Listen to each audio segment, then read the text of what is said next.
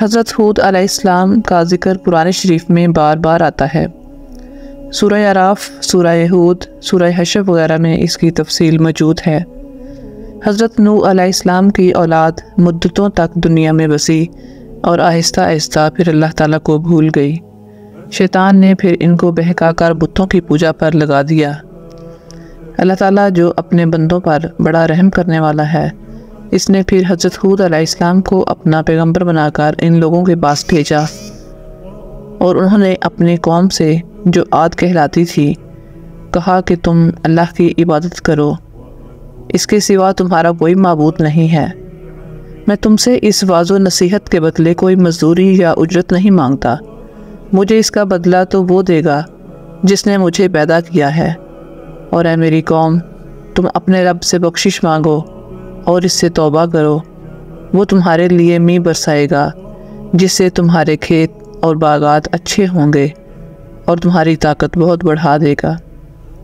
وہ بولے کہ اے ہود، ہم تمہارے کہنے سے اپنے بتوں کو نہیں چھوڑ سکتے، تم کوئی نشانی دکھاؤ۔ ہم تو یہ سمجھتے ہیں کہ ہمارے بتوں میں سے کسی نے تم پر آسیب کر دیا ہے اور تم دیوانے ہو گئے ہو۔ حضرت ہود علیہ السلام نے کہا کہ تم سب مل کر میرے لیے جو تدبیر کرنی چاہو کر لو، اور مجھے مہلت بھی نہ دو۔ میں اللہ پر بھروسہ رکھتا ہوں جو میرا اور تمہارا پروردگار ہے۔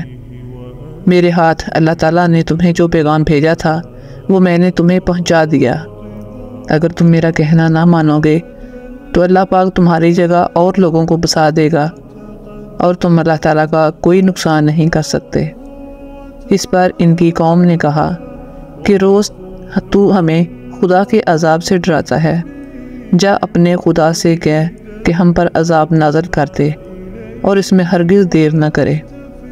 حضرت ہود علیہ السلام پر جو ایمان لائے تھے وہ غریب اور کمزور تھے، اور جو کافر تھے وہ مالدار اور سردار تھے۔ ان سب نے حضرت ہود علیہ السلام کا مذاق اڑایا۔ آسمان پر ایک بادل نمودار ہوا جسے دیکھ کر یہ سمجھے کہ بارش ہونے والی ہے۔ حضرت ہود علیہ السلام کو اللہ تعالیٰ نے بتا دیا تھا کہ یہ عذاب ہے، چنانچہ وہ ایماندار لوگوں کو لے کر بستی سے باہر چلے گئے۔